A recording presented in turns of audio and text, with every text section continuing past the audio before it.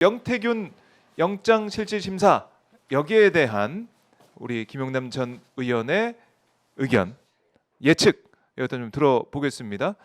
사실 뭐 이 검찰의 생리를 또 잘 아시기 때문에 오늘 말씀을 좀 들어보고 하나하나 앞으로의 쟁점 또 어떻게 검찰이 수사를 해야 될지 구속 이후에 어떤 과정을 통해 가지고 이 의혹들이 밝혀질 수 있을지 그게 안 되면 어떤 방향으로 또 어떤 길을 찾아야 갈지 하나하나 짚어보도록 하겠습니다.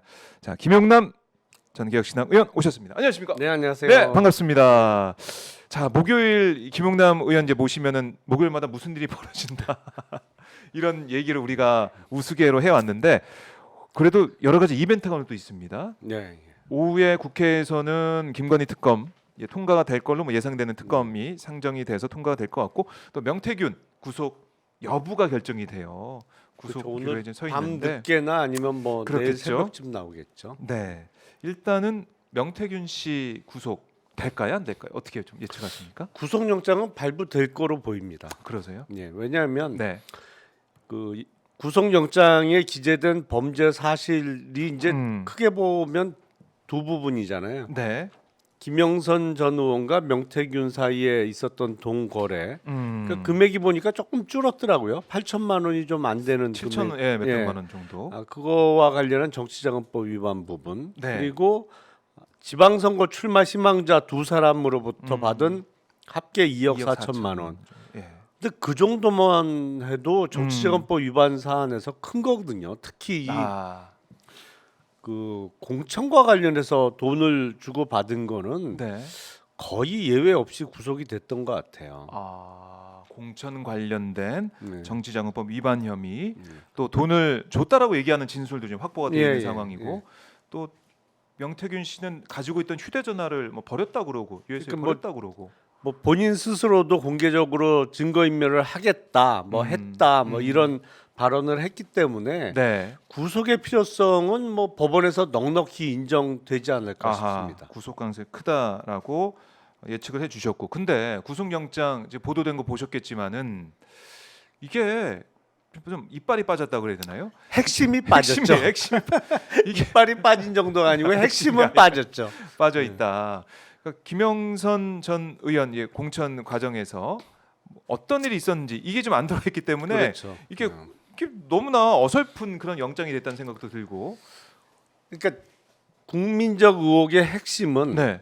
김영선 전 의원의 공천과 관련해서 대통령 부부가 어떻게 개입했느냐 이게 한 부분이고 네. 또 한 부분은 명태균 씨로 하여금 지난 대통령 선거 앞두고 벌어진 당내 경선부터 조작된 여론조사가 그렇죠. 활용됐느냐, 네.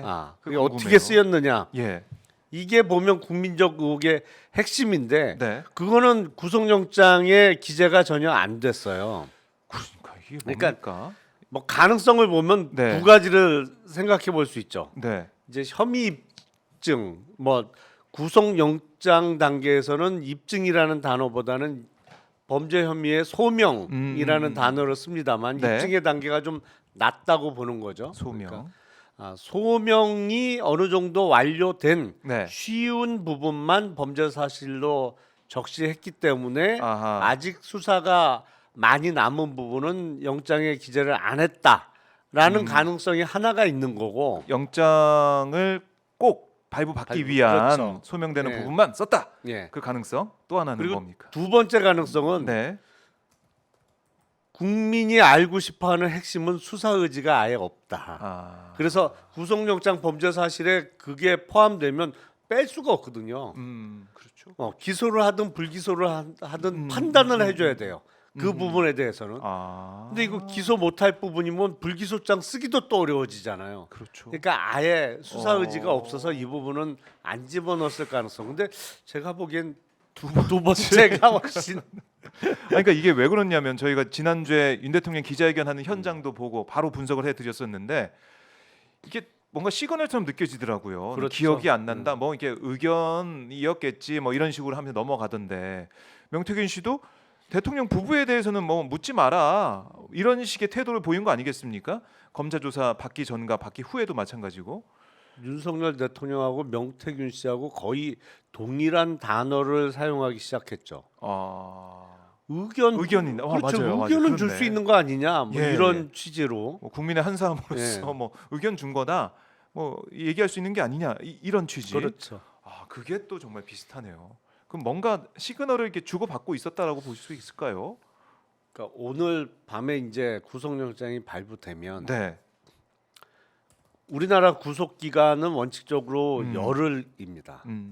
열흘 안에 수사를 끝내야 되고 한 번 한해서 연장할 수가 있어요. 그러니까 네. 최장 20일 동안 구속된 상태에서 수사를 할 수 있는 거죠. 네. 근데 20일이 뭐 그 안에 들어가 있는 사람은 긴 시간이라고 볼 수 있겠습니다만 이게 결코 길지 않아요. 뭐 예. 그렇잖아요. 그렇죠, 20일 동안 예. 할 수 있는 부분이 그렇게 많지 않거든요. 근데 이 명태균 씨와 관련해서 선관위에서 고발한 지는 거의 1년여가 돼 가고 네. 12월에 했으니까. 명태균 게이트가 터진 지는 20일이 넘었죠. 한 70일쯤 됐죠. 그럼요. 네, 9월 5일 9월부터, 날 예. 본격적으로 이제 터지기 시작했으니까 70여일 됐는데 그동안 이제 적어도 명태균 게이트가 터진 이후부터는 본격적으로 이거 준비를 했어야 되잖아요. 창원지검에 있는 사건이었으니까. 맞아요.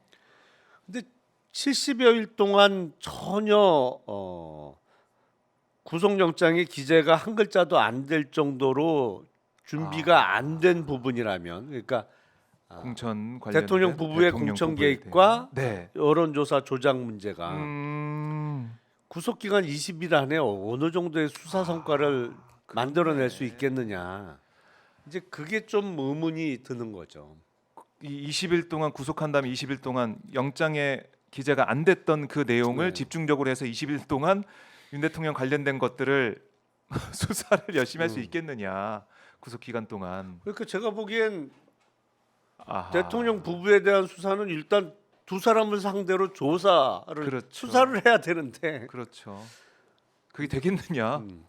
되겠어요? 안 되겠죠. 지금 뭐 당장 뭐 내일 오늘이네요. 오늘 또 해외 순방을 윤 대통령이 간다고 하던데 안 될 것 같다. 검찰의 수사 의지가 없어 보인다. 이렇게 말씀하셨는데, 근데 한 가지 눈여겨 보는 부분은 뭐냐면 언론들이 수사에 있었던, 그러니까 수사 과정에서 나왔던 얘기들을 보도하고 있습니다. 네. 그 말은 뭐냐면 수사에 참여했던 사람 중에 내부에 있는 그 소스 조사 과정과 조사 내용을 밖에다 흘리고 있는 거 아니겠습니까? 그렇죠.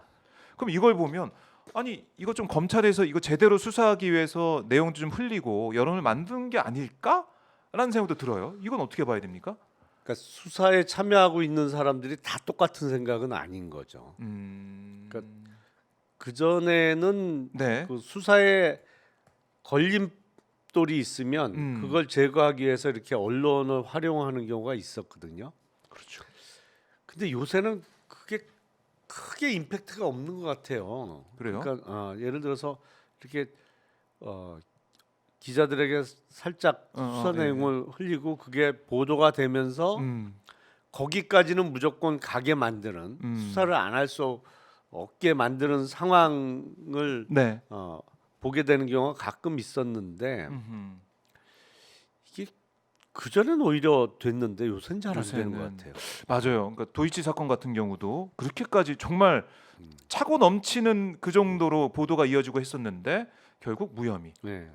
그냥 무시하고 간다. 뭐 이런 느낌이긴 한데 이번에 조사 과정에서 충격적인 게 크게 두 가지인 것 같아요. 제가 봤을 땐 돈봉투 얘기 그거랑 뭐 돈봉투도 그렇고 뭐 두산 에너지 얘기도 에너빌리티 얘기도 나오고 주가 얘기도 나오고 하던데 그것과 이제 이준석 김종인이 등장을 하고 있다. 이 부분인데 일단은 돈봉투에 대해서 좀 말씀을 여쭤보면 500만 원이라고 하잖아요. 강혜경 씨, 뭐 김태열 소장의 얘기를 들어보면 500만 원 그 돈봉투로 받았다.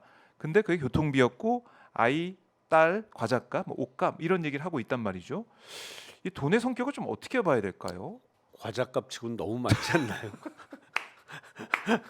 저도 과자값 그러니까 그게 500만 원에 깜짝 놀랐는데. 처음에는 네. 그 당선 이후에 2022년 6월에 받은 돈이 500만 원인 것처럼 알려졌다가 2021년 그렇죠. 나중에 보니까 대선 경선 때 맞아요. 경선 과정에서 받은 돈이 500만 원인 시점은 거로 그 뭐랄까 그게 보다 정확한 음. 보도로 지금 네. 알려져 있는데 시점이 또 중요하죠. 그렇죠. 이게 일단 정치자금법 위반의 문제가 분명히 있죠. 음흠. 그리고 500만 원이 그럼 무슨 대가냐? 아하. 지금 경선을 치르고 있는 후보의 배우자가 그렇죠. 다른 사람에게 500만 원을 중요한 주면 시점에 이게 정치자금법뿐만 아니라 선거법 위반의 문제도 있거든요. 그러니까 기부행위가 되는 거죠. 네. 그 유권자 중에 한 명이잖아요. 그러니까 그렇네요. 기부행위의 문제가 물론 있습니다. 근데 예.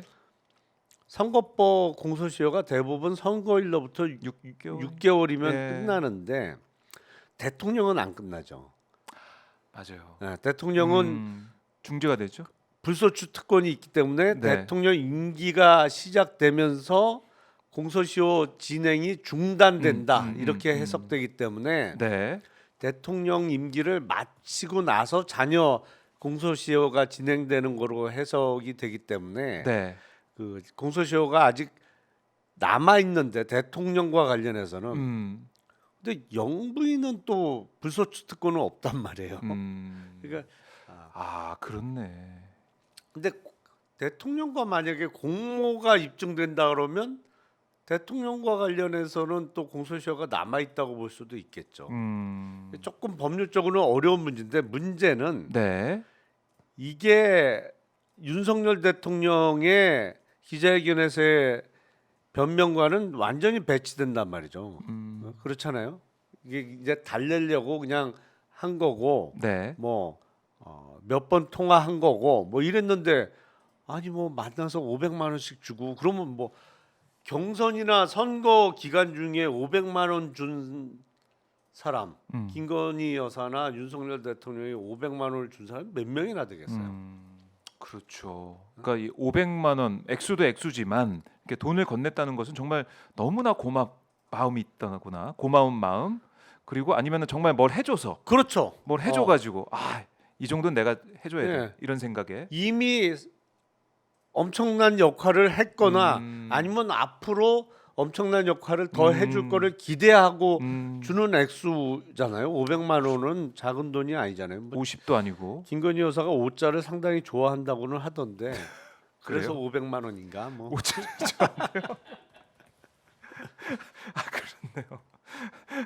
근데 지금 2천만 원 안 주고 500만 원 거의 그 검찰 내지는 권력의 시나리오는 정해져 있는 것 같아요. 그러니까 명태균 씨와 관련해서 김영선 의원하고 주고받은 거 그리고 지방선거 출마 희망자와 주고받은 돈을 중심으로 네. 기소를 하고 그 과정에서 관여도가 어느 정도는 뭐 이미 나온 김종인 전 위원장이나 이준석 의원을 상대로 조사를 해서. 하고 뭐 그 두 사람에 대한 어떤 처분은 이제 예. 수사 결과에 따라서 결정하고 그리고 대통령 부분은 안 건드리고 끝 이렇게 거의 정해져 있는 것 같은데 그렇게 정해져 있어요.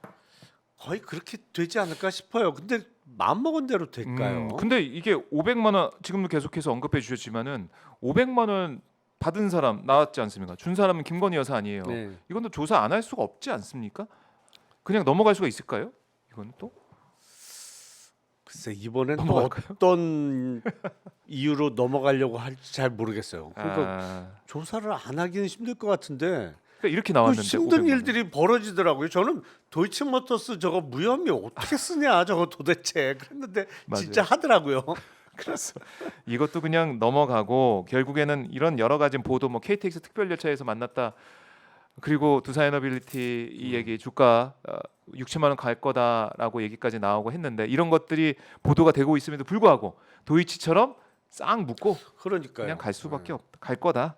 두산 에너빌리티는 네. 우리 시간에 다른 이유로 우리가 한번 한참 맞아요. 아래 했었죠. 얘기했었는데 두산 에너빌리티의 자회사인 네. 두산 밥캣을 이제 두산 로보틱스 밑으로 옮기는 그거 소위 뭐 장난이죠, 장난. 네. 장난치려고 하는 것 때문에 한번 우리가 다뤘었습니다. 에너빌리티를 다뤘었는데 네. 엉뚱하게 명태균 게이트와 관련해서 등장을 아니 하더라고요. 근데 여기 주식 얘기가 왜 이렇게 계속 나옵니까? 도이치 거기다가 3부 의혹도 있었죠. 두산까지. 야, 이거 이 정권은 참 주가와 관련해서 끊임없이 나와요. 이것도 참 특이해요. 이거 진짜 특이해요. 특이한 부분이다. 이 생각이 두산의 들고. 에너빌리티도 보면 네. 미리 알았다는 거잖아요. 그러면서 주위한테 이거 사라. 오를 거다. 응원한다. 근데 보니까 예. 대통령이 방문 원래 대통령이 이런 기업체 특히 상장 기업을 방문할 때는 보안을 철저하게 지키죠. 그래야죠. 나중에 말 나오죠, 이거는. 아니, 그리고 진짜. 이제 장중에 알려주면 이게 아유. 주가가 바로 반영이 되기 때문에 그래서 그럼요. 보통 네. 기자들한테도 장 끝난 다음에 음. 언론 릴리스가 되는 경우가 대부분인데 네. 보니까 이틀 2022년 6월 22일 그러니까 윤석열 대통령 부부가 두산 에너빌리티를 방문한 날이 거의 단기 저점이었더라고요. 그것도 보셨군요. 16,000 예. 뭐 50원에 끝났나 종가가 단기 저점이에요. 네. 근데 방문 사실이 알려지고 그 다음 날부터 오르기 시작해갖고 한 2달 동안 40% 이상 주가가 뛰어요. 한 23,000원까지 오르더라고. 그랬어요. 네.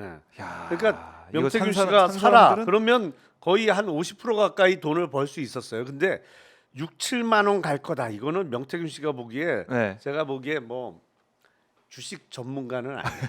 그래요. 왜냐하면 한국 주식은 그렇게 오르지 않습니다.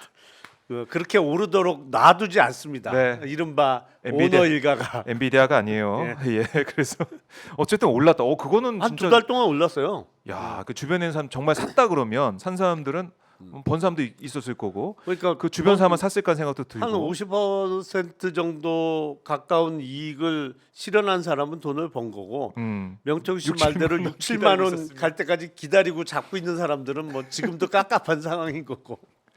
그래요. 저는 이 주식 얘기 나올 때마다 정말 대통령 주변에 있는 사람들은 이 기업들을 정말 샀을까? 언제 팔았을까? 그게 너무 궁금해요, 저는. 희한해요. 예? 이게 보면 대통령이나 네.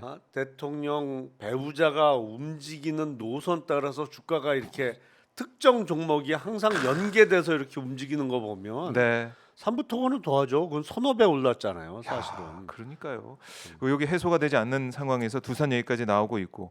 자, 근데 이런 상황에서 명태균 씨가 구속이 된다고 하면 구속된 상태에서는 또 심경 변화가 있을 수 있지 않습니까? 여러 가지 또 그동안 얘기하지 않았던 증언들을 쏟아낼 가능성. 이건 어떻게 보세요? 제가 보기엔 별로 없어 보여요. 그래요? 네. 조용히 있을 그러니까 것 같아요. 처음에는 예. 호기를 부렸죠. 나 만약에 잡아넣으려고 하면 한 달 이내에 네, 하야 하야 탄핵 탄핵. 뭐 이렇게 하고 맞아요. 어마어마한 거를 쥐고 있다 뭐 이랬는데 음. 이게 대통령의 육성이 명태균 씨의 의지와 상관없이 공개가 돼 버렸잖아요. 맞아요. 그 힘이 쫙 빠지는 상황이 됐단 말이죠. 음. 대통령이나 영부인 육성이 담긴 녹취 파일은 오로지 명태균 씨만 들고 있을 때 힘을 발휘할 수 있었던 아하. 건데 예. 이게 그동안 뭐 주위 사람들한테 뭐 너무 많이 들려주는 과정에서 녹음돼 갖고 그게 먼저 그렇죠. 통로가 되면서 힘이 쫙 빠진 상태고 제가 보기엔 최근 며칠 동안의 명태균 씨의 자세를 보면 네. 이제 구속되더라도 빨리 나가야겠다. 올해 오래 안 사는 방향으로 내가 내 살 길을 찾아야겠다. 예. 그럼 뭐예요? 철저하게 협조하고 검찰도 최소 부분만 기소하고 그러니까 지금 구속영장에 적힌 범죄 사실 정도만 기소하면 네. 그리고 뭐 원하는 게 한두 개 더 있으면 뭐 더 들어주고 나면 글쎄 뭐 그렇게 유인하지 않았겠어요. 길어야 몇 달이다. 몇 달 살면 나갈 수 있다. 그러니까 조금 몇 달만 고생하고 이렇게 요 사건 털고 갑시다. 아하. 근데 그거에 거의 넘어간 것 같은데요, 명태균 씨. 그래요. 그 조사 받으면서 또 이제 변호인들 붙었지 않습니까? 김소연 변호사. 하필이면 또 김소연 변호사가 가서 변로한다 그래서 이것도 좀 노린 건가? 어떤 전략이 들어가 있나 이런 생각이 나올 정도로 이준석 의원을 겨냥하고 있는 모습이기도 하고. 그래서 결국 명태균 씨가 내가 나만 가지고 있을 것 같았던 그런 카드, 비장의 카드 이게 공개가 됐기 때문에 그 플랜 A는 안 되고 플랜 그렇죠. B로 이제 가고 있는 거네요. 그렇죠. 최소한만 들어갔다 나오는 방향. 내가 조용히 하면 내가 증거 다 버렸다 그러고 더 이상 안 나오는 걸 확인시켜 주면은 나올 수 있겠지. 이런 식으로 협조하는 모습이다. 그래요. 오늘 뭐 구속 여부 봐야겠지만 일단 구속이 되더라도 별다른 진척 수사 상황은 없을 것이다. 이렇게 보시는 거네. 그렇게 마무리하려고 하는 것 같아요. 그러니까 이게 창원지검에 계속 있는 것도 그렇고 네. 창원지검에 뭐 검사를 파견했다고 하는데 뭐 계좌 추적을 노린 계좌 추적에 뭐 특화돼 있는 그런 수사팀이 되지 않았나 이런 생각도 들고 그러니까 더 이상 윗선으로 가는 어떤 정무적인 판단과 아니면 정치적인 여러 가지 계산이 들어가는 그런 수사가 아니라 그냥 뭐 이 선에서 정치적 한번 그것만 보고 끝 이런 느낌이란 말이죠.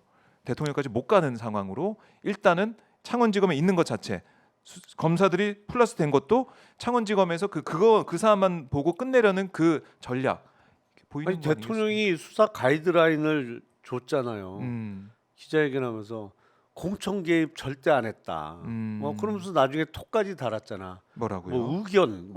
의견. 그러니까 그건 뭐 수사할 생각하지 말라는 얘기를 사실상 한 거고. 예. 아니 근데 김영선이 좀 해줘라까지 육성이 나왔는데 공천 개입 안 했다고 우기는 건 또 뭔지 모르겠어요. 그러니까 이게 참 헷갈리는 거예요. 이렇게 육성이 나오고 여러 가지 정황이 나오고 했는데도 의견이다.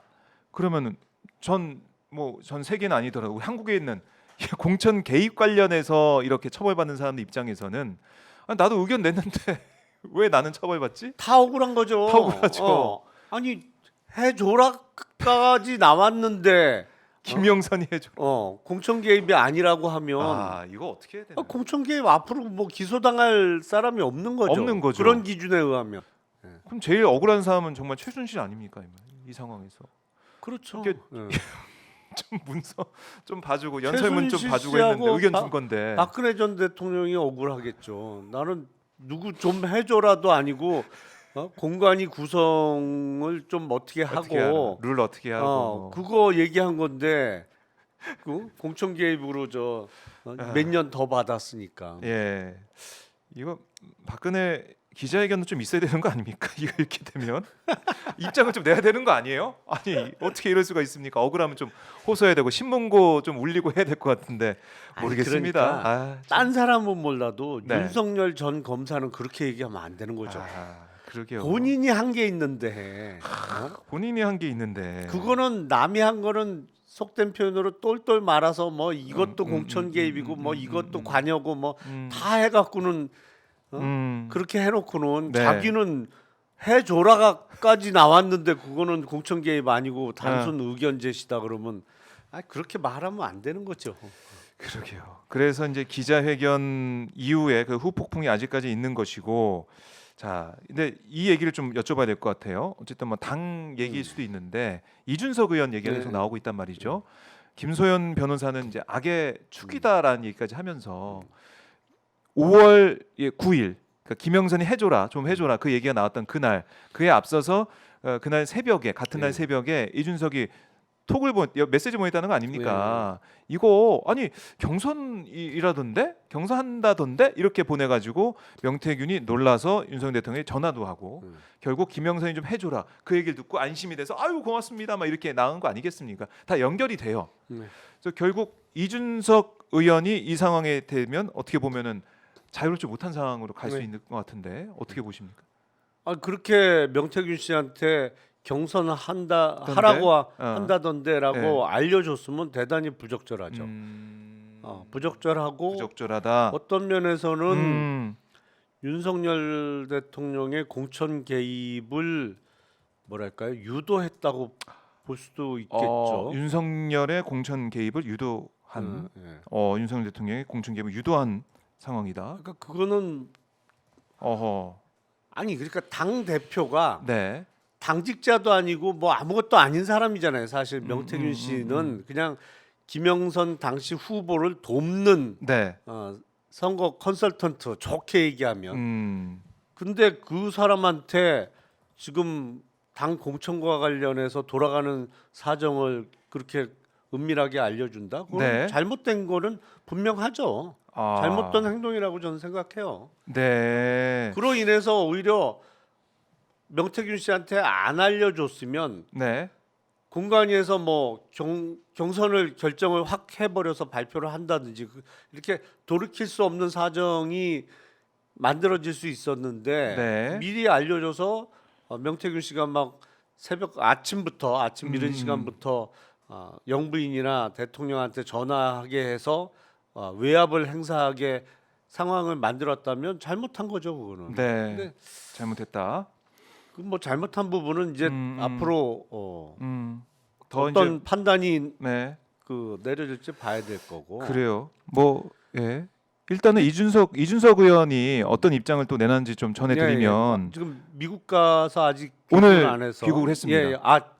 아침에 했나요? 네. 어제까지는 안 했어요. 해가지고 기자들 물어봤어요. 예. 2020년 5월 9일 명 씨에게 메시지를 보낸 거 공천 발표 전날에 이제 보낸 거 여기에 대해서 이준석 의원은 휴대전화를 2차례 바꿔서 그걸 확인할 수 있는 메시지가 남아있지 않다. 일단 이렇게 전제를 했습니다. 그 메시지는 없다라면서 이 명태균 씨가 잘못 알고 있는 것 같아서 전달해 준 것이라고 생각하면 된다. 이렇게 얘기를 했습니다. 그러니까 명 씨가 마치 이게 윤이 대통령한테 얘기해서 공천을 받는 것처럼 알고 있어서 윤 대통령한테 얘기해서 김영선 의원이 공천을 받는 것처럼 알고 있어서 그건 아닌 것 같은데 그런 얘기가 나왔다면 공관위 쪽에 전해 듣기를 할 텐데 그런 기류가 없기 때문에 그러니까 그런 게 아니라서 그 사실대로 명 씨한테 전달해 준 거다. 그러니까 이 윤이 꽂아서 내려주는 공천이 아니다라는 걸 얘기해 주는 차원에서 경선한다던데 이렇게 메시지를 보냈다는 거예요. 그걸 왜 알려주는데요? 그러게요. 그건 조금 궁색한데요. 제가 그래요? 보기에는 그걸 왜 알려주는데요? 굳이 명 씨한테 알려줄 필요가 있냐? 그러네요. 아니 근본적으로. 명태균 씨 아니라 김영선 당시 후보한테도 알려주면 안 되는 거죠. 그걸 왜 알려줘요 그거를? 공관위에서 네. 회의를 해서 어허. 이 지역은 경선이다 그러면 네. 경선 지역으로 확정해서 발표하면 그만이지. 경선으로 될 것 같은 데를 왜 어. 알려주냐고. 그거는 조금 이준석 의원이 약간 궁색하다고 보여요. 그렇네요. 그러니까 근본적인 생각이 왜 명 씨한테 이 공천 관련된 얘기를 그 왜 새벽에 해요? 톡으로 당대표가. 메시지로 알려주냐? 네. 아니 아니 그러니까 그거는 뭐 만약에 정말 알려준 게 맞다면 그건 잘못한 거죠. 잘못한 거다. 그렇네요. 당 대표가 명태균 씨라는 사람한테 사인한테 이거를 공천 전날에 발표 전날에 이걸 알려줬다. 그 근본적인 이 문제점이 있군요.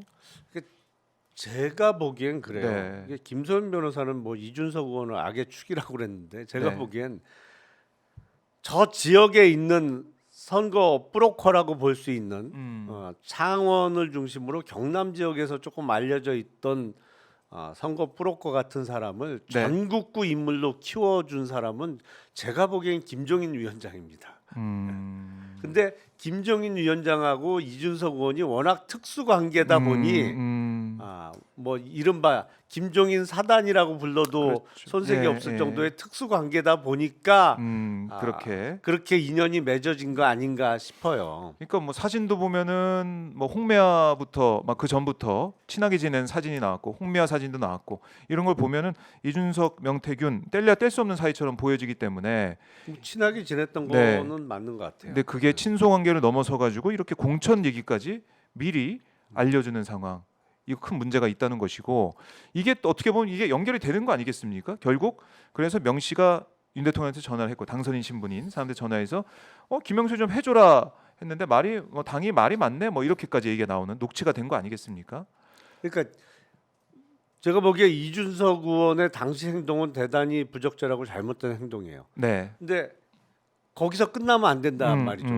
그 이후에 계속 연결이 되잖아요. 그렇죠. 알려줘서 명태균 씨가 아침 일찍 전화해서 깜짝 놀라서 네. 윤석열 대통령이 김영선이 좀 해줘라 했다. 그리고 김건희 또는 윤석열 당시 당선인이 윤상현 공관위원장에게 전화를 하고 네. 다짐을 받고 아하. 알려준단 말이죠. 안심해라. 김영선 공천 될 거니까 안심하고 내일 취임식 오셔라. 예. 그리고 취임식 이후에 오후에 정말 발표가 된단 말이에요. 그러니까 예. 쭉 연결이 된단 말이죠. 그러니까 이준석 당시 당대표의 행동이 대단히 잘못됐는데 네. 검찰 수사가 그래 네. 잘못된 거 잘못했지 여기서 끝나면 안 되고 이 잘못된 행동으로 인해서 그렇네요. 연쇄적으로 쭉 그렇네요. 연계돼서 대통령 부부가 결정적으로 관여된 것까지 수사가 이루어져야지. 네. 맞아요. 그래야 이게 법치국까지 맞아요. 콕 찍어서 거기까지 잘못했네. 음. 그럼 명태균 잘못하고 이준석 잘못하고 거기서 끝나면 안 되는 거죠 수사가. 그렇네요. 이거 우리가 이제 정말 똑똑히 보고 있어야 되네요. 그래서 제가 보기엔 뭐 지금 검찰에서 네. 이준석 의원을 소환 조사할 거다라고 뭐 언론에서 보도를 했는데 네. 진짜 할 수 있을지 잘 뭐 모르겠어요. 이준석, 김종인 다 조사할 거다. 뭐 이런 아 근데 검찰 뭐 내부 기류가 있는 것 두 같아요. 사람의 성격상 예. 그냥 뭐 그럼 가만히 안 있을 본인들만 거다. 나가고 끝날 것 같지 않거든요. 자, 예. 바로 그래서 네. 이준석 의원이 오늘 공항에서 이 얘기만 한 게 아니고 플러스 해서 얘기한 내용이 있습니다. 아 그래요? 그걸 좀 전해드리면 지금 지방선거 2022년 6월 1일 지방선거를 앞두고 윤 대통령이 특정 시장 후보자 공천을 언급하는 말을 했다는 거예요. 아 파일 갖고 있는 모양이네. 네, 파일 갖고 공천에 있겠죠. 개입한 정황을 이준석 네. 의원이 오늘 공개를 했습니다. 그러니까 지금 혼자 안 죽는다 이 얘기를 하셨는데 지금 바로 폭로가 나온 겁니다. 바로 야. 왜냐하면 명태균 파일만 있냐고. 이준석 녹취 파일은 제가 보기에 더 많아요. 아니 그리고 뭐 본인도 인정했지만 그 예.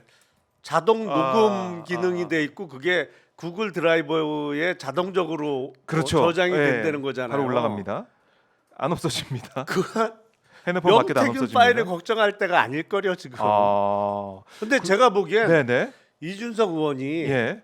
아마 본인에 대해서 소환 조사 얘기가 나오니까 그런 뭐 특정 시장 공천과 관련한 대통령 얘기를 언급을 했다는 이야기한 거예요. 것 같은데 네. 이렇게까지 얘기했으면 녹취 파일 가지고 있는 거 공개해야 됩니다. 아, 여기서 공개 예. 안 하고 하면 예. 정말 뭐랄까요? 예. 본인에 대한 사법 리스크를 방어하는 수단으로 악용한 거밖에 안 돼요. 그러면 이준석 의원은 제가 보기에 네. 앞으로 예. 정말 정치를 어. 하려면 예. 본인에 대한 사법 리스크 회피용으로만 쓰면 안 돼요. 갖고 있는 거 자료 공개해야 됩니다. 더군다나 본인 입으로 오늘 언급을 했다면 네. 그거 안 내놓고 나 소환하지 마. 여기서 끝나면 제가 보기에 앞으로 국민들에게 좋은 평가 받기 어려울 거라고 생각해요. 이준석 의원 입장에서도 앞으로 이제 정치 인생에서 중요한 변곡점에 와 있다라는 생각이 드는데 이렇게 얘기한 제가 이제 워딩을 좀 말씀드릴게요. 오늘 인천공항으로 입국하면서 기자들과 만나서 지방선거를 앞두고 어느 도당위원장이 이준석이 말을 안 듣는다라고 대통령에게 읍소해서 대통령이 저에게 특정 시장 공천을 어떻게 해달라고 하신 적도 있고 또 서울의 어떤 구청장 공천은 지금 있는 사람들이 경쟁력이 없으니까 누군가 다른 사람의 공천을 주는 게 좋지 않냐라고 말씀하신 적도 있다. 그러면서 이 의원이 검찰이 그런 부분까지 궁금해할지 모르겠지만 혹시라도 검찰에서 확인이 필요한 부분이 있어서 조사하겠다고 하면 당연히 이미 나와 있는 것보다 더 확실한 것을 얘기해줄 의향이 있다. 그렇게 단서가 잘못됐어요. 제가 예, 보기에. 그래요? 검찰에서 확인이 필요한 부분이 있어서 조사하겠다고 조사하겠다고 하면이잖아요. 그러니까 저 검찰이 전제가 안 붙어야 돼요. 검찰이 그러니까 명태균이랑 비슷한 것 같아요. 명태균이 이렇게 하면 나 한 달 안에 하야탄을 시킬 수 있어 이런 얘기했었는데 이것도 검찰에서 나 조사하고 이렇게 뭐 긁어내고 이러면 나 가만히 안 있을 거야 이런 느낌도 들고 검찰이 어떻게 하면 하겠다. 아니 그러니까 저는 저 부분은 조금 지적을 해야 될 것 같아요. 네. 그러니까 정치를 하겠다는 사람이 더군다나 바른 정치, 기존의 구태와는 다른 새로운 정치를 하겠다는 이준석 의원이라면 본인이 갖고 있는 대통령이 불법적인 어떤 행위를 하는 거와 관련한 네. 파일을 본인의 이익을 위해서만 활용하겠다는 취지로 저렇게 공개적으로 말해서는 안 되는 거죠. 저건 대단히 실망스러운 자세입니다. 실망스러운 아니 이 정도면 자세다. 결단을 해서 내가 네. 내가 어떠한 불법 내지는 불의가 있었는지 국민 앞에 떳떳이 네. 밝히겠습니다. 공개해드리겠습니다. 그리고 전제를 붙이지 말고 음. 검찰이 나 조사하려고 하면이라는 전제 없이 네. 공개하겠다는 얘기를 해야죠. 아 그래요. 그게 어떻게 보면은 이준석 의원의 지지를 이제 표명해왔던 지지자들을 향한 떳떳한 모습일 수도 있다 이런 생각도 드는데 자 이렇게도 물어봅니다 기자들이 대표 시절 윤 대통령이나 김 여사에게 공천 관련해 직접 연락을 받은 적이 있느냐 이런 기자들의 질문에 당연히 소통할 수 있는 부분도 있다. 흔한 케이스가 뭐냐면 누가 대통령과 여사의 의중이라고 팔아 공간에 영향을 끼치려고 하는 경우가 있을 때 이 사람이 이런 소리 하고 있던데 알아둬야 할 일이 있습니까? 물어보기도 했다. 오 그래요? 그것도 좀 갸우뚱인데. 그러니까 지금 이 공천 관련해서 특정 시장 공천을 윤석열 대통령이 요구했다라고 얘기하면서 소통도 많이 했다. 그러니까 내가 많이 가지고 있다 이런 얘기를 거듭 강조하고 있는 것 같은데 소통도 많이 했고 알고 있다. 자 이게 이제 이준석 본인에 대한 방어 목적으로만 쓰이느냐 아니면 정말 국민들이 궁금해하는 공천 관련해서 과연 대통령 이 부부가 어떻게 개입을 했느냐 네. 공천 개입 의혹에 대한 어떤 또 스모킹건이 될 수 있는 얘기가 나오느냐 이준석 의원이 선택을 잘해야 된다 보시는 거죠. 그렇죠. 예. 제가 보기엔 정말 자기 방어용으로 활용한다고 하면 네. 명태균이나 이준석이나 수준이 똑같은 거예요. 그렇죠. 그렇죠. 그렇게 된다면은 그렇게 하면 안 돼요. 제가 보기엔 이준석 의원의 앞으로의 정치 여정을 위해서도 네. 그렇게 잘못된 판단을 내리면 안 된다고 저는 아. 생각해요. 그래요. 이 조언을 했는데 이준석 의원은 어떻게 반응하게 될지 지켜보겠습니다. 지켜보도록 하고 이준석 의원의 오늘 이 발언, 공항에서의 발언 이 파장도 만만치 않을 것 같아요. 그렇죠. 이거는 이준석 의원이 어쨌든 자료를 가지고 있다고 볼 수가 있으니까 여기에 대해서 좀 국민들이 바라고 원하는 쪽으로 갔으면 좋겠다 이런 얘기를 할 수밖에 없는데 이런 얘기도 했네요. 기자들이 하도 질문을 주셔서 기록 몇 개를 찾아봤는데 대통령께서 공천 시기에 저에게 활발하게 소통한 기록도 찾아봤다. 기록에서 웃겨서 말도 안 나오는 것들도 많이 봤다. 이거는 뭐 내가 가지고 있다. 내가 입만 뻥끗하면 큰일 난다. 이런 얘기까지 하는 것 같아요. 자료가 있다는 거예요. 소통한 기록이 있다는 겁니다. 점점 발언 수준이 딱 명태균인데 그러면 안 되지. 갖고 있어서 찾아봤으면 예. 제가 확인해 보니까 있더라. 곧 어, 공개하겠습니다라고 말을 해야죠. 그래요. 좀 더 지켜보죠. 오늘 공항에서 잠깐 얘기한 거니까 앞으로 방송 활동이나 아니면 인터뷰나 기자회견 통해서 어떤 얘기 할지 지켜보도록 하고요. 오늘은 또 이제 국회에서는 김건희 특검법 통과될 예정입니다. 예. 이건 뭐 통과되는 것은 기정사실화 된 건데 거부권 행사도 거의 거부권 기정사실화 예정돼 됐고 28일 재의결 이 부분인데 재의결을 앞두고 사실은 기자회견 우리가 지켜보면서 이거 국민의힘 의원들이 가만히 안 있을 것 같은다라는 생각이 들었잖아요. 근데 한동훈 대표 입장이 좀 달라진 것 같아요. 거의 이거 어떻게 된 겁니까? 드라마틱하게 바뀌었죠. 아니 이럴 수가 있을까? 완전히 또 이제 이 원조 라인이 복구가 되는 것 같아요. 윤석열, 김건희, 한동훈이 라인이 복구가 된 느낌이 드는데 왜 이런 겁니까? 윤석열 검사장 한동훈 차장 체제로 다시 가는 기분인데 오. 제가 보기엔 한동훈 대표의 태도가 이렇게 확 바뀐 거는 가능성은 두 가지 정도라고 요약이 돼요. 첫 왜 번째는 이게 대통령하고 약간 대립각을 세우면서 봤더니 내가 아직 새가 너무 약하더라. 아직 안 된다. 아직 역량 부족이다. 그래서 네. 지금은 때가 아닌 것 같다라는 판단을 했을 수 있을 거고 네. 두 번째는 이제 그 두 번째도 저는 가능성이 좀 있어 보여요. 이른바 네. 유승민 전 의원처럼 돼서는 안 된다. 그러니까 이른바 보수 진영 내에서 아하. 배신자로 낙인 찍혀서는 앞으로 정치하기가 어려워진다. 네. 그러니까 제가 보기엔 유승민 전 의원은 뭐랄까요? 그게 본인의 그래요. 어떤 예. 행동보다는 그 프레임에 갇혀 갖고 지금 오랜 기간 고생하시는 측면이 분명히 있거든요. 그럼 배신자 프레임 이른바. 네. 배신자 프레임이 씌워지고 그게 네. 또 먹혔어요.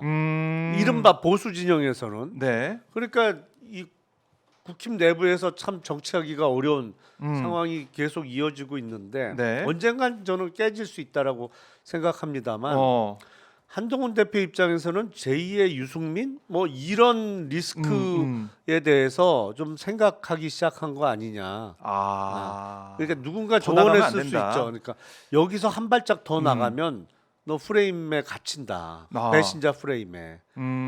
그런 조언을 받아들였을 가능성도 좀 있어 보여요. 네. 그 두 가지 측면에서 보셨는데 어쨌든 지금 보면은 이 특검은 또 재결해서 안 될 가능성이 있어 보인다. 근데 또 예. 이 변수가 늘 존재하는 게 이른바 국힘 당원 게시판에 올라왔다는 맞아요. 대통령 한동훈 명의. 부부를 비난하는 글이 왜 한동훈 가족 명의의 그거냐. 그 맞아요. 부분은 제가 보니까 이거 흘러가는 게 상당히 재밌는 거예요. 한동훈 대표는 좀 네. 속되게 말하면 완전히 이제 꼬리 내리고 잘해보려고 하는데 오히려 지금은 이쪽에서 친윤 쪽에서 막 이걸 문제 제기하면서 맞아요. 이거 드루킹이라고 당무 그러고 감사해야 된다 뭐 수사하라. 예, 그러고 있단 말이에요. 그러면 그렇네요. 어? 이건 완전히 또 예. 틀어질 텐데 저거 계속 심하게 하면 네. 그러니까 변수는 항상 존재하는 것 같아요. 그러니까 지금 보면은 사실 그 게시판 내용 많은 분들 아시겠지만은 한동훈이라는 작성자 이름 그리고 뭐 진은정 네. 아니면 뭐 장인 이름까지 등장하고 한동훈 대표 모친 이름까지 등장, 가족 이름이 다 등장해요.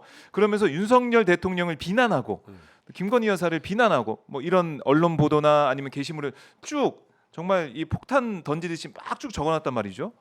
이거 진상조사 해야 되는 건 맞지 않습니까? 근데 어떻게 된 건지 동명이인이 8명 있다고 하는데 한동훈 동명이인이 아니 그런데 이제 한동훈이라는 동명이인은 있을 수 있는데 예 진은정 그 배우자나 장인 이름하고 똑같은 사람 그래 맞아. 또 하필 이름이 같은 사람들이 다 윤석열 대통령 부부를 비난해. 요거는 조금 확률상 좀 많이 떨어지는 거 아닌가요? 그러게요. 그러니까 지금 예. 만약에 가능성을 좀 짚어본다면 네. 이게 당원 게시판은 어쨌든 실명 확인이 돼야 글을 쓸 수 있으니까. 근데 한동훈 대표의 가족 명의의 아이디를 좀 다른 그룹에서 공유하면서 네. 댓글 작업을 한 거 아니냐. 이른바 댓글 부대 내지는 댓글 팀을 운영했던 거 아니냐라는 네. 의혹이 충분히 나올 수 있는 상황이죠. 더군다나 한동훈 대표는 법무부 장관 할 때도 네네. 뭐 이른바 댓글팀 얘기가 좀 있었잖아요. 정치에 입문한 이후에 안 했겠느냐. 네. 뭐 그런 의혹과 함께 이건 너무나도 어떻게 보면 명백한 네. 자료가 나온 거예요. 명백한 자료가 나왔다. 그래서 이걸 어떻게 또 한동훈 대표가 이걸 극복할 것이냐라고 생각해 보니까 묘하게 이게 크게 된 시점에 뭔가 친윤 쪽에 고개를 숙이고 들어가는 듯한 느낌이 들고 그러니까요. 하필이면 딱 이 시점에 네.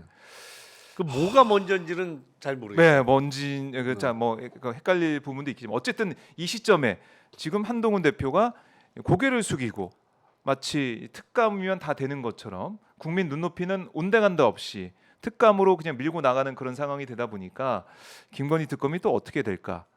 글쎄요, 모르겠습니다. 한동훈 대표가 이렇게까지 나올 줄 몰랐어요.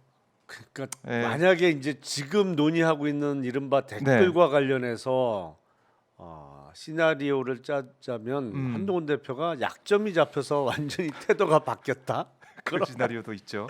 그거 하나. 근데 지금 정치판은 온통 뭐 남의 약점 갖고 뭐 하는 사람들만 이렇게 판을 치죠. 만약에 그게 사실이라면. 그러니까 이게 사실은 전화할 때도 조심해야 되고 이제 다 녹음되는 생각하고 얘기를 해야 되고. 그러니까요. 저는 뭐 전화 녹음 기능 같은 거 안 설정을 아예 쓰시죠? 안 해놨는데 네. 그거 하는 사람이 너무 많은 것 같아요. 그리고 딱 만났을 때 사진 찍는 것도 조심해야 돼. 근데 또 누가 사진 찍자 그러면 그거 예. 뭐 안 그렇게 돼요. 했어. 하기는 어려워요. 예.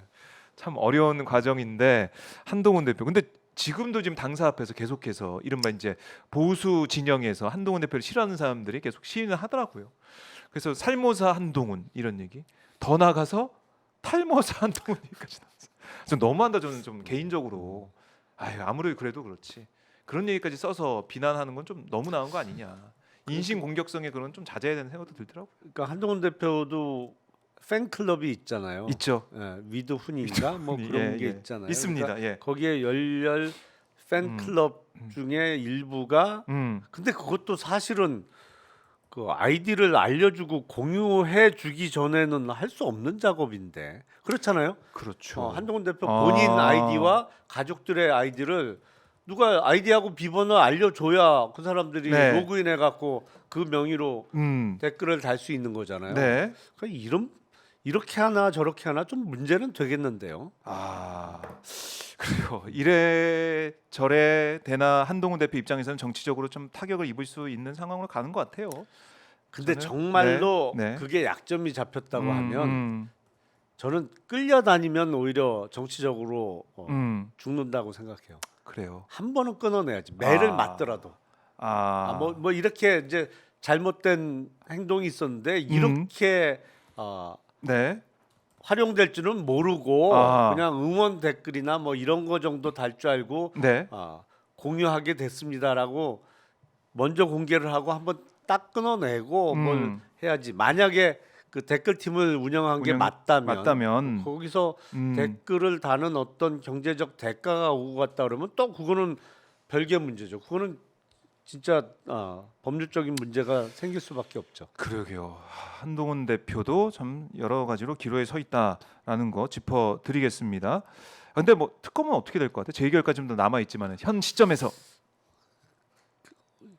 제가 보기에는 국민의힘은 안 될 것 같아요. 요동치는 것 같아요. 요동치는 것 같아요. 아니 그러니까 어, 이게 지금 보면 8명 친윤 있으니까. 친한 갈등이 네. 봉합되나 그랬는데 또 댓글 문제로 음, 되잖아요. 근데 국힘 내부의 현역 의원들이 대부분 수도권 민심에 둔감한 그러니까 영남 쪽도 지금 민심은 대단히 대통령 네. 부부를 향한 민심은 대단히 안 좋습니다만 음, 근데 또 선거하면 이긴단 말이죠. 지난번 그렇지. 보궐선거에서도 확인이 됐다시피 그래서 맞아요. 예. 영남 쪽 의원들은 사실은 별로 신경 안 써요. 그래서 그래도 민심에 민감한 사람들은 수도권에 수도권. 있는 의원들인데 네. 선거가 아직 많이 남았고 예. 그리고 뭐랄까요 수도권 의원이 몇 명 안 되잖아요. 워낙 지난번 참패를 해서 그럼요. 몇 명 없습니다. 그러다 보니까 네. 정말 이른바 이탈표를 던질 수 있는 후보군이 워낙 작은 것도 사실이에요. 워낙 작은 게 사실이긴 한데 네. 만약에 이달 28일 날 재의결을 한다 그러면 결과를 봐야겠죠. 이탈표가 추가로 몇 표 더 나올 가능성은 있다고 봐요. 저는. 근데 이게 8표까지. 그렇죠. 8표 이상이 나올 수 있느냐 그건 잘 모르겠습니다. 아직도 알 수가 없는 이 표수인데 한번 지켜보도록 하고요. 그리고 저희가 트럼프 얘기를 그래도 해봐야 될 것 같은데 트럼프 당선 이후에 대통령실에서 해놓은 해명이 논란을 계속 불러일으키고 있습니다. 골프장 간 게 딱 걸리니까 대통령실에서 핑계를 골프 얘기 보면 준비한다고. 기자회견도 그렇고 골프 관련한 대통령실의 해명도 그렇고 제가 보기 계속 매를 벌어요. 매를 벌어요. 아니 근데 어떻게 그런 얘기를 할까요? 8년 만에 골프채를 잡고 이제 골프 외교를 위해서 열심히 연습하고 있다. 아니 연습하려면 골프 연습장 가야 되는 거 아니에요? 아니 홀에 18을 다 돌 게 아니라 골프 연습장 가가지고 계속해서 드라이버 점검도 하고 해야 되는 거 아닙니까? 아니 그걸 떠나서 예. 정말 트럼프 당선이 확정된 이후에 간 거면 네. 뭐 그런 핑계도 어느 정도는 반은 통할 수 있을지 모르겠습니다만 그게 아니잖아요. 그 전부터 계속 갔던데요. 뭐. 일단 확인된 것만 해도 10월 12일, 11월 2일, 11월 9일 세 차례 태릉 CC에서 골프를 쳤다는 거 아닙니까? 근데 10월 12일 같은 경우는 이때 그 전날에 그 북한에서 무인기가 남쪽에서 날아왔다고 주장하면서 말폭탄을 쏟아내고 다음날 오물풍선도 보냈어요. 근데 윤 대통령 국군 통수권자는 골프 치러 당당히 갔다는 거 아니겠습니까? 아니 더 충격적인 거는 예. 이거는 조금 확인이 예, 필요합니다만 민주당에서 제기한 의혹에 의하면 8월 하순에 을지훈련 기간 중에 맞아요. 골프 치러 갔다는 거잖아요. 이게 지금은 그 을지 자유 수호 훈련이라고 네. 명칭이 을지 프리덤 쉴드로 바뀌었습니다만 옛날에 뭐 을지 포커스 몇 번 명칭은 바뀌었지만 거의 매년 8월 중하순에 이루어지는 전쟁 대비 훈련이잖아요. 한국군하고 미군하고 같이 한단 말이죠. 그리고 그렇죠. 공무원들도 을지 훈련에 참가를 합니다. 그럼요. 근데 딴 사람도 아니고 국군 통수권자가 예. 지금 전쟁을 가상하고 지금 훈련하고 있는데 네. 한미 연합군이 국군 통수권을 가진 사람이 골프를 쳐? 아니 그러면 을지훈련 기간 중에 골프 쳤다는 뭐 장성이 됐던 영관급 장교가 됐던 누가 나와도 그 징계하면 안 되죠. 그렇죠. 아니 대통령이 통수권을 쳤는데. 갖고 있는 사람도 골프 치는데 그럼요. 아니 뭐 장군이라고 왜 못 쳐요? 그런 논리라면. 골프 쳐야겠네. 대통령 그러니까. 국통수호자 골프장에 있는데 다 가 있어야지 뭐. 아니 저는 진짜 한심해요. 그러니까 대통령 저는 골프 칠 수 있다고 생각을 해요. 뭐 얼마든지 칠 수가 있죠. 하지만 절대 안 되는 사유는 분명히 있어요. 예를 들어서 전쟁을 대비해서 을지 훈련 기간을 훈련을 하고 그렇죠. 있는데 국군 통수권자가 골프 친다? 네. 이건 안 되죠. 이건 절대 안 되죠. 골프- 더군다나 그동안 잘한 게 없고 잘못한 게 많다는 의혹 때문에 해명하는 기자회견을 하고 바로 다다음 날 골프 치러 간다. 이건 부적절하지. 근데 참여해 골프 뭐 이런 거. 저는 11월 7일 기자회견 이후에 다다음 날 골프 친 것보다 정말 더 잘못된 게 을지 훈련 기간 중에 아하. 국군 통수권자가 골프 친 거라고 생각을 해요. 이건 국군 통수권자 자격이 없는 거예요. 아무리 군대 면제 받아서 군대 안 갔다 와서 잘 모른다고 해도 최소한의 기본적인 개념은 있어야죠. 제가 좀 짜증이 화가 나갖고 좀 너무 이게 톤이 조금 올라갔는데. 그러니까요. 그래서 트럼프가 이제 골프를 좋아하기 때문에 뭐 트럼프는 술을 안 마신다고 하니까 어쨌든 공략할 포인트를 찾아서 한다라는 게 대통령실. 그럼 차라리 술을 끊으세요. 트럼프하고 보조 맞출려면 차라리 술을 끊으세요. 그런데 술을 안 끊고 골프 맞지. 아니 그러면 사실 골프 지금 연습한다고 하는데 잘하는 거 당구를 치든지 진짜. 아니 그리고 별의별 얘기가 다 나옵니다. 아니 그러니까 이게 예? 너무 그 가짜는 해명을 한 거예요. 아니 트럼프 시대를 대비하기 위해서 정말 대통령실에서 대통령을 위시한 참모들이 네. 트럼프 이번에 대선 공약과 관련해서 면밀히 분석을 해봤는지 그리고 속속들이 임명되고 있는 내각의 구성원들과 관련해서 이 사람들이 그동안 어떤 발언을 했고 이 사람의 백그라운드가 어떤지를 진짜 심도 있게 분석을 해봤는지. 그렇죠. 저는 이거 과연 해봤을까 의문이에요. 그런 거 하나도 안 하고 골프장 간 게 지금 트럼프 시대를 대비하기 위한 거라고 지금 변명한다는 건 너무 좀 궁색하잖아요. 변명치고는. 그러니까요. 국민들이 지금 뭐라고 하겠습니까? 아니 그러니까 골프장 간다고 약속이 돼 있다고 하더라도 트럼프가 당선이 됐다고 골프장 안 가. 술을 안 마실 거야. 약속 잡지 마. 그래서 공부 계속하고 보고받고 이렇게 해야 되는 게 상식적인데. 대통령이 골프 연습 취소한다고 몰아세는 한 명도 없어요. 딴 사람들은 쟤 왜 저래 욕을 먹을 수도 있지만 대통령이 그렇죠. 국사 때문에 다음에 합시다라고 취소한다고 그럼요. 누가 그걸 갖고 시비를 걸어요. 그러니까 특히 이제 트럼프 일기 때와 좀 다른 정말 강력한 트럼프 2기 체제가 지금 들어서고 있는 거 아니겠습니까? 아메리카 퍼스트가 아니라 아메리카 온리 이렇게 간다는 거니까 일부 언론에서 그런 얘기해요. 아니 봐라 트럼프 1기 때 공약한 거 제대로 못했어. 트럼프 2기 때도 제대로 못할 거야. 트럼프 1기 때 우리 주가 더 좋았어. 트럼프 2기 때 우리 주가 더 좋을 수 있어. 이런 장밋빛 전망도 내놓고 있던데 어떻게 보십니까? 근데 그러기에는 지금 경제 데이터가 너무 안 좋게 나오고 있지 않나요? 오늘은 지금 모르겠습니다. 10시부터 네네. 오늘은 수능 때문에 장이 늦게 1시간 열렸죠. 늦게 열렸는데 네. 최근에 한국 주식 떨어지는 거 보면 한국 주식은 거의 사줄 사람이 없다는 생각이 들 정도예요. 그래요. 외국인들은 팔고 내국인들은 한국 주식을 왜 사? 미국 주식 사야지. 네. 이거 안 받아주고 그러다 보니까 계속 낙폭은 커지고 그리고 기본적으로 한국 경제의 기초 체력에 대한 신뢰가 없는 것 같아요. 하하. 이게 경제 전반적인 상황이 가장 잘 반영되는 게 네. 환율이라고 볼 수 있거든요. 물론 환율. 환율이 기준금리의 차이, 뭐 수출 실적 한두 가지로만 결정되지 않습니다. 네. 뭐 그리고 일시적으로 팍 올랐다가 팍 떨어지는 경우도 있죠. 하지만 장기간을 놓고 보면 환율만큼 그 나라의 경제 상황 내지는 경제의 기초 체력을 잘 반영하는 지표가 없어요. 근데 이 정부 들어서는 계속 고환율이잖아요. 그렇죠. 우리가 1407 원입니다, IMF 때도 치고 바로 빠지고 리만 브라더스 깨졌을 때도 네. 치고 빠졌지. 맞아요. 이렇게 내내 고환율인 적은 이번이 처음인 것 같아요. 이게 뭐냐면 한국 경제가 그만큼 취약하다고 생각하는 경제 주체가 많다는 얘기밖에 안 되거든요. 아하. 이런 상황에서 맞는 트럼프 체제이기 때문에 더 걱정이 된다는 거고, 지금 우리가 이제 미국한테 또 흑자를 내고 있지 않습니까?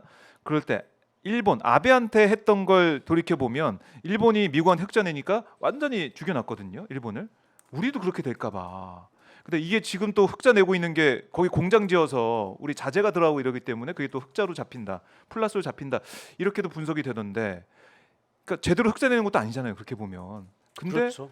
트럼프가 수치만 보고 또 우리한테 공격을 하고 보복을 한다 이러면 이거 큰일 나는 거잖아요. 그리고 사실은 장기적으로 보면 그렇게 삼성이나 뭐 SK나 현대차나 한국의 대기업이 미국에 대규모 투자를 하는 거는 사실은 한국의 GDP가 늘어날 일이 없게 만드는 거잖아요. 아하. 그야말로 GDP는 도메스틱이니까. 맞아요. 근데 이게 국내에서. 미국에 다 아. 반도체 자동차 공장 짓고 그러면 그거는 한국 GDP로 잡힐 일이 아니잖아요. 거기 사람 다 고용하고 또 네. 미국 사람들 고용도 거기서 하고 생산도 거기서 하고. 아하. 그러면 한국 GDP는 언제 늘어나요? 그렇네. 그런 부분까지 다 종합적으로 우리 경제 상황과 또 앞으로 우리가 어떻게 대응할지 이거를 윤석열 대통령이 정말 고민하고 고심해야 되는데 그런 모습이 안 기껏 보이는 대비책이 꼴 그치는 거라니까 참. 좀 걱정됩니다. 진짜 진짜. 지난주 목요일도 그렇고 네, 목요일마다 어. 뭔가 터져. 욕 안 하고 방송하기가 참 쉽지 않아요.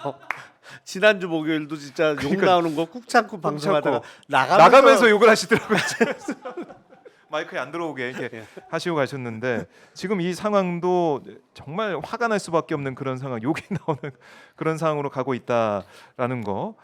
참 윤석열 대통령이 제대로 대비를 하고 있을까라는 생각이 드는 거고, 그리고 지금 우크라이나 같은 경우도 우리가 지금 방어 무기는 뭐 줄 수 있다 이런 뉘앙스가 나오고 있고, 그 다음에 파견단을 보낸다, 그리고 모니터링단을 보낸다 이런 얘기 나오고 있습니다.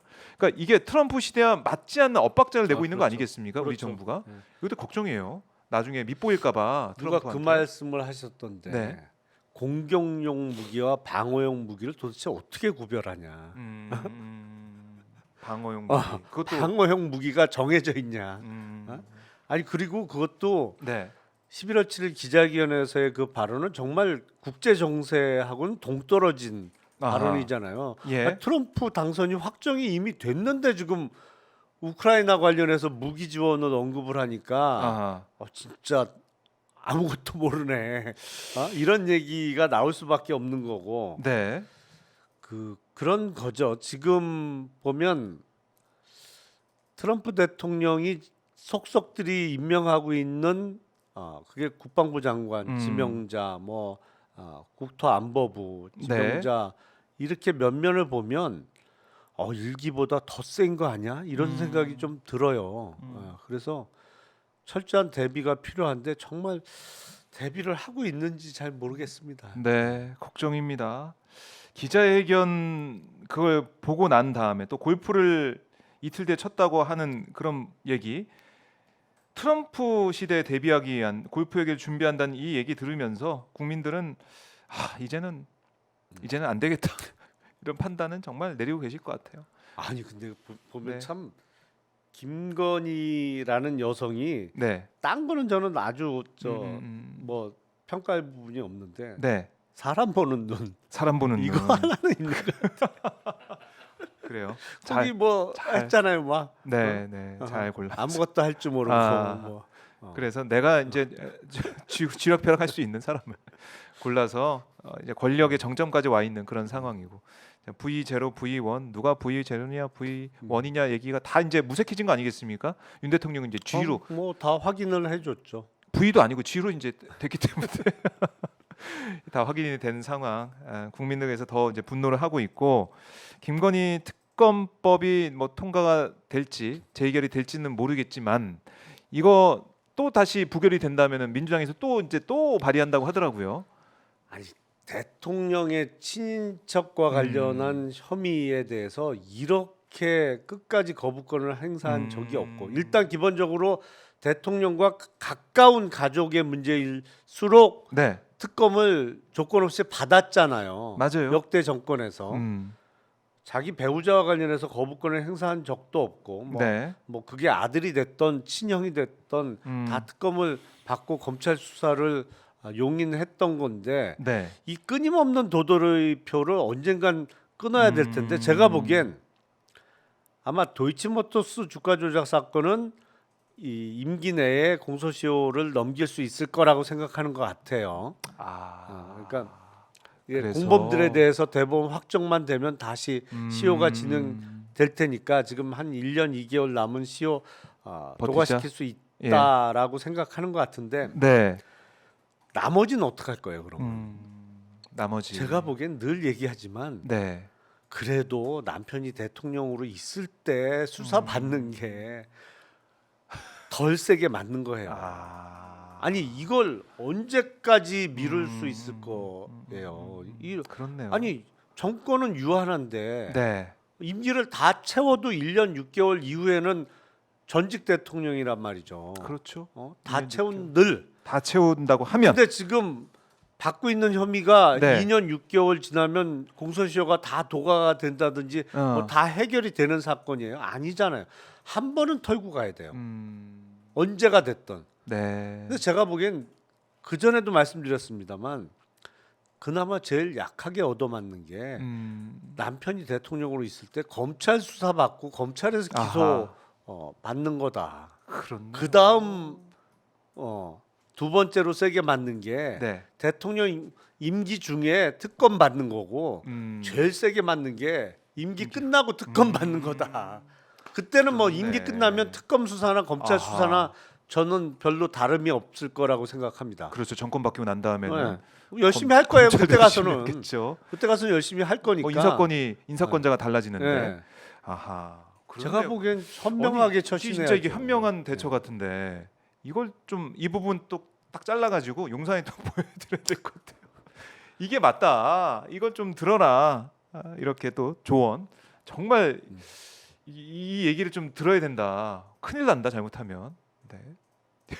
근데 뭐 안 하겠죠. 안 들을 게 뻔하기 네, 때문에 안 들게 그게 뻔하니까. 그 대통령실에 필독 그 유튜브 채널이 있었어요. 모 뭔가요? 채널이. 예, 예. 그래서 거기 뭐 비서관이고 행정관이고 왜냐하면 이 부부가 열심히 보시는 채널이라 필독해야 되는 채널이 있었는데 네. 이 채널 진행자 분들이 예. 약간 쓴소리를 했나 봐요. 이게 충정어린 이제 고언을. 예.